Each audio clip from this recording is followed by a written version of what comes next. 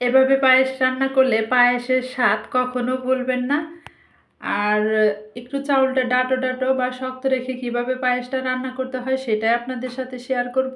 Hello everyone, আসসালামু আলাইকুম। কেমন আছেন আপনারা সবাই? আশা করি সবাই ভালো আছেন। আমি টাঙ্গাইল থেকে বলছি সীমা। আপনারা দেখছেন আপনাদের পছন্দের ইউটিউব চ্যানেল সীমা সংসারে আপনাদের সবাইকে স্বাগতম। আবার হাজির হয়ে গেলাম নতুন আরেকটি এপিসোড নিয়ে। আজকে আমি পায়েস রান্না করার জন্য এখানে কিছু চাউল নিয়ে নিছি। এখানে আমি এক মুঠোরও একটু বেশি পরিমাণ চাউল নিয়ে নিছি। চাউলটা নিয়ে নিছি কালো জিরার চাউল। আর যেহেতু আমি 1 কেজিরও একটু বেশি পরিমাণ দুধ নিয়ে নিছি, সেই জন্য এক মুঠোর চেয়ে একটু বেশি পরিমাণ চাউলটা নিয়ে নিলাম। 1 কেজি দুধের মধ্যে আপনারা 1 মুঠো চাউল অ্যাড করে দিবেন, তাহলে দেখবেন যে পায়েসটা বেশি ভালো হবে। আর দুধটা আমি আগে থেকে সুন্দর করে জাল করে নিছি। আর এইখানে চাউলটা আমি ধুয়ে নিছি, ধুয়ে পরিষ্কার করে নিলাম। এই তো দুধটা আমি আগে থেকে জাল করে রেখে দিছি এইভাবে। আর এখন একটু ঠান্ডা হয়ে গেছে দুধটা। এখন এই দুধের মধ্যে দিয়ে দিতে হবে এলাচ। এখানে অনেকেই দারুচিনি তেজপাতা অ্যাড করেন, তবে দারুচিনি তেজপাতা অ্যাড করলে পায়েসের ফ্লেভারটা কিন্তু নষ্ট হয়ে যায়, পায়েসটা খেতে বেশি ভালো লাগবে না। শুধু এলাচ অ্যাড করে এইভাবে পায়েসটা রান্না করে খাবেন, দেখবেন যে মুখে স্বাদ কখনো ভুলবেন না। আর পায়েসের স্বাদটা কখনো ভুলবেন না। এখন এইখানে আমি 4টা এলাচ দিয়ে দিচ্ছি, দিয়ে সাথে সাথে ধুয়ে রাখা চাউলটাও দিয়ে দিব। যেহেতু এখানে আমি দুধটা আগে থেকে জাল করে রেখে দিছি, সেই জন্য কিন্তু এভাবে দিয়ে দিলাম। আর আপনারা যদি ঠান্ডা দুধ থাকে তাহলে কিন্তু জাল করে তারপর গরম করে তারপর চাউলটা দিবেন।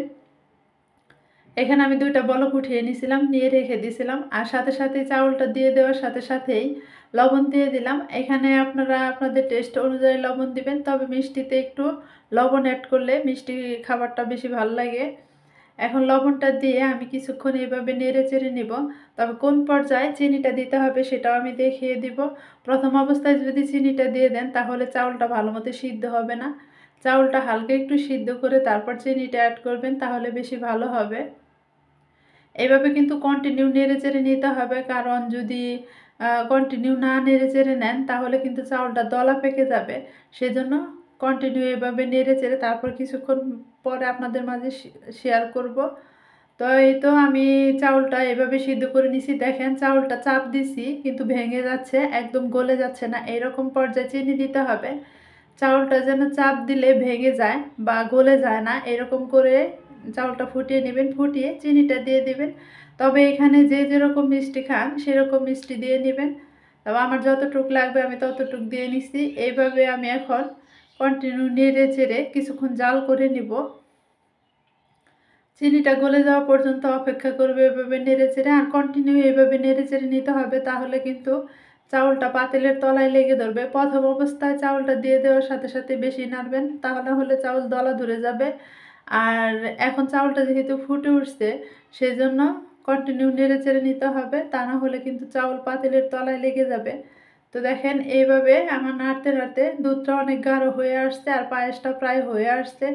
এরকম জাল করতে করতে দেখবেন যে এক পর্যায়ে চাউলটা আপনার ফুলিভাবে হয়ে গেছে, বা আপনি যেরকম পায়েস খেতে চাচ্ছেন সেরকমই হয়ে যাবে। তবে এখানে অনেকেই চাউল বেশি সিদ্ধ হলে বেশি ভালোবাসে, আবার অনেকে একটু চাউলটা ডাঁটো ডাঁটো থাকলে বেশি ভালোবাসে। তবে আমার কাছে একটু ডাঁটো ডাঁটো থাকলে ভাল লাগে। তো দেখেন এখন আমি দেখিয়ে দিচ্ছি চাউলটা কীরকম সিদ্ধ হয়েছে। চাউলটা গলে যাচ্ছে না, কিন্তু একটু শক্ত শক্ত থেকে যাচ্ছে। এই তো চাপ দিলে একদম গলে যাচ্ছে না, একটু শক্ত শক্ত থেকে যাচ্ছে। এই পর্যায়ে কিন্তু পায়েসটা নামিয়ে নিতে হবে। তবে এখন এখানে অ্যাড করে দিতে পারেন কিশমিশ। আমার কাছে কিশমিশ নাই সেজন্য দিলাম না এখানে। এই পর্যায়ে এই কিশমিশগুলো দিয়ে দিতে হবে। আর এখন পায়েসটা আমি 2 মিনিটের মতো জাল করে চুলার আঁচটা একটু বাড়িয়ে দিয়ে জাল করে তারপর নামিয়ে নিব।